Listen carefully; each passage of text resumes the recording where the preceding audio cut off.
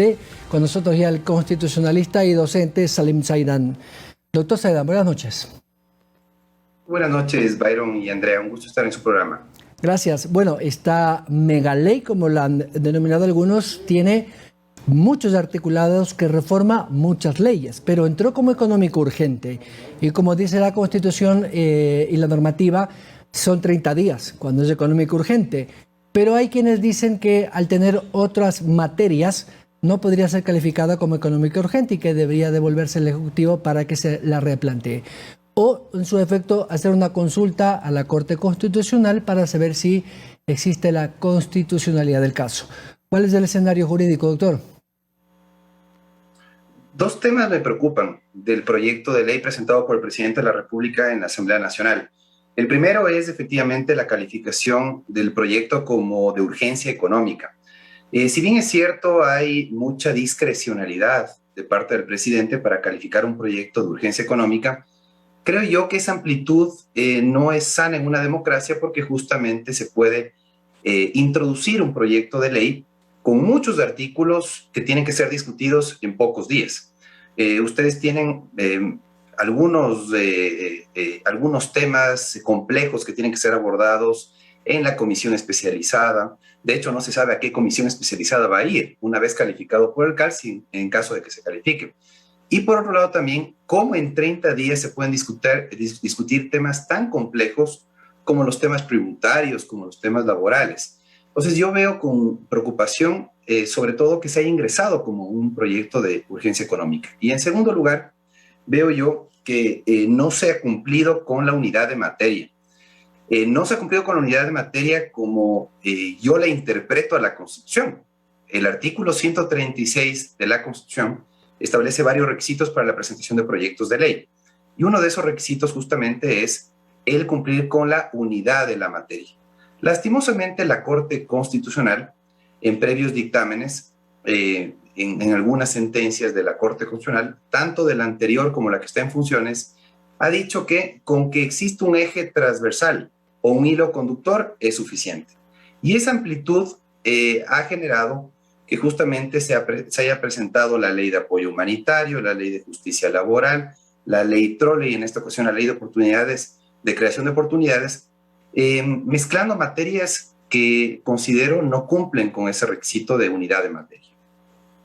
Ahora, lo correcto sería que el CAL lo analice con la comisión técnica respectiva, pero devuelva el documento en el caso hipotético, no con sentido de que hubiese digamos, algo inconstitucional o de forma, pero no archivarla, ¿verdad? Sí, lo conveniente sería discutir el proyecto de ley, porque sin duda habrán cuestiones positivas, ¿sí?, que podrían ser mantenidas del proyecto inicial. Otras cuestiones yo creo que pueden ser modificadas por parte de la Comisión y después por el Pleno de la Asamblea Nacional. Lo importante es que haya un debate, y un debate en donde se antepongan sobre todo los derechos de los trabajadores, ¿sí? Se busque el equilibrio en la relación jurídica laboral, aunque sin olvidar que la parte más débil de la relación jurídica laboral es del trabajador. Creo yo que este proyecto de ley lastimosamente olvida eso. Un principio básico en el derecho laboral es que justamente hay que proteger al más débil, y en este caso es del trabajador. Si bien la regulación vigente es demasiado protectora del trabajador, y obviamente en la práctica ustedes han visto que en empresas, en instituciones públicas, en muchas ocasiones existen abusos por parte de los trabajadores, incumplimientos por parte de los trabajadores.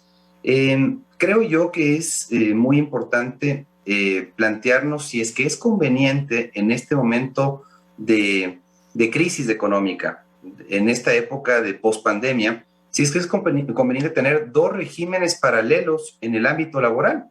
A mí me parece que eso no es conveniente para el país. Es necesario discutir un nuevo código del trabajo. Ya hubo un intento, creía yo que es conveniente manejar el tema laboral por separado. Manejar el tema laboral por separado y sin duda si es que hay algunos temas fiscales urgentes que atender, se mantengan en el proyecto de ley. Pero yo diría que el tema laboral se lo discuta con más calma. Un régimen laboral no puede discutirse en 30 días.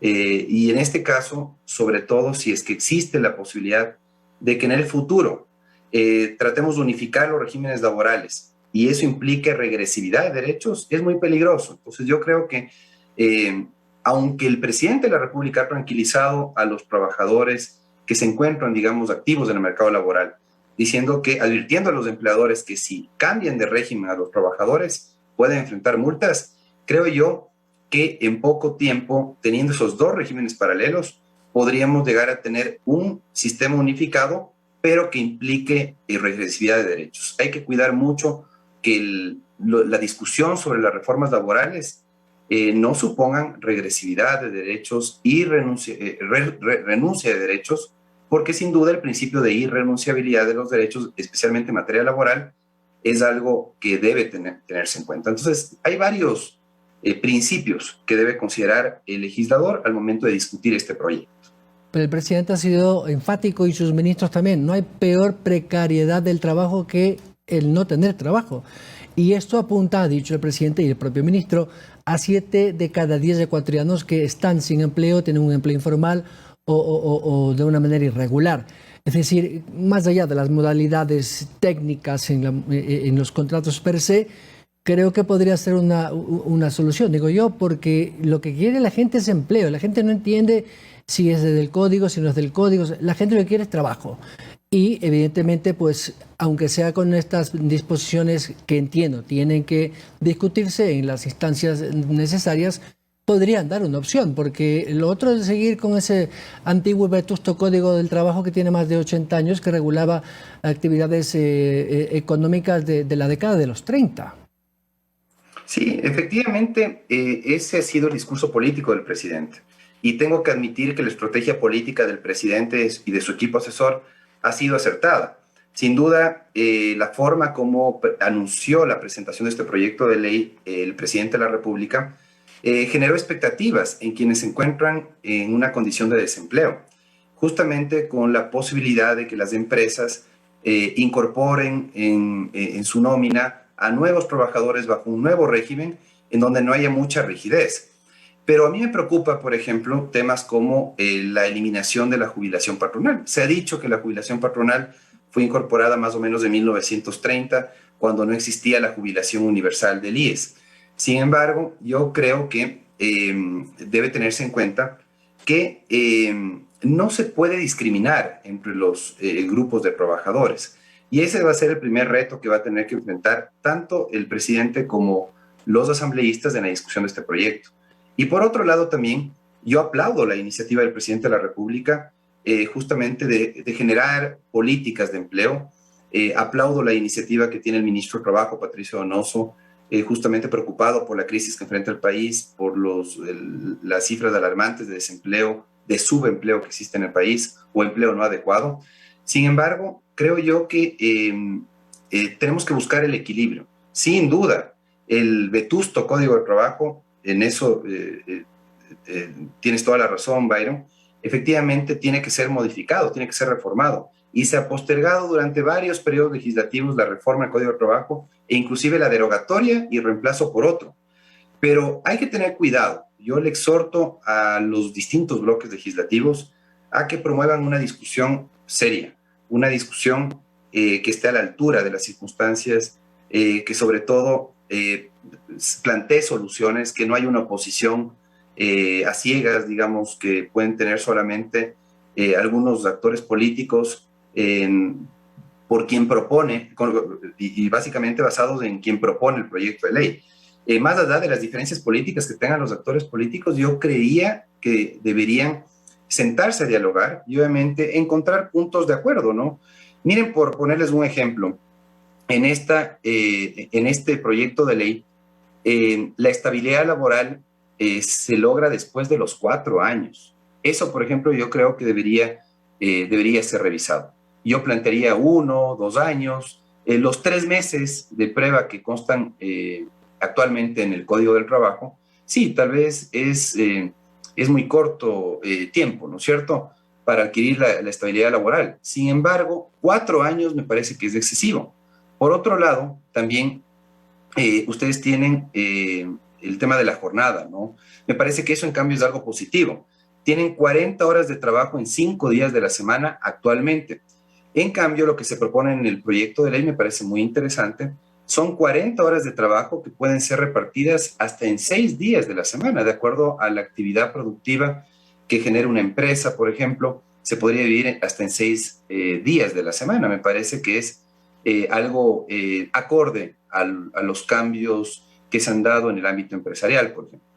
Entonces existen aspectos positivos, sin duda existen aspectos positivos, pero hay que cuidar no caer en regresividad. Miren, por ponerles otro ejemplo, sanciones al trabajador. Actualmente, en el proyecto de ley, ustedes tienen que, si el trabajador es el que comete una falta descrita en la ley, deberá pagar una remuneración al empleador. Entonces, esta inversión, ¿no es cierto?, de la carga indemnizatoria en perjuicio del trabajador, creo yo que hay que revisar. Podría representar una carga excesiva para el trabajador. Estimado doctor, qué pena interrumpirlo, pero en la televisión el tiempo es corto y esto es un debate y lo vamos a atender en una próxima oportunidad porque creo que hay que discutir estos temas, lo tenemos que abordar todos los ecuatorianos, incluyendo además los políticos, que en este punto son los que tienen la decisión para actuar, pero creo que la discusión es de todo el país. Muchas gracias, doctor Salim Saidán. Muchísimas gracias, Byron, y ojalá que el debate en la Asamblea Nacional sea profundo, reflexivo y podamos tener un proyecto que guarde el equilibrio en la relación jurídico-laboral. Gracias al doctor Salim Saidán, analista constitucional, docente universitario y experto en Derecho Constitucional a propósito de esta ley creando oportunidades.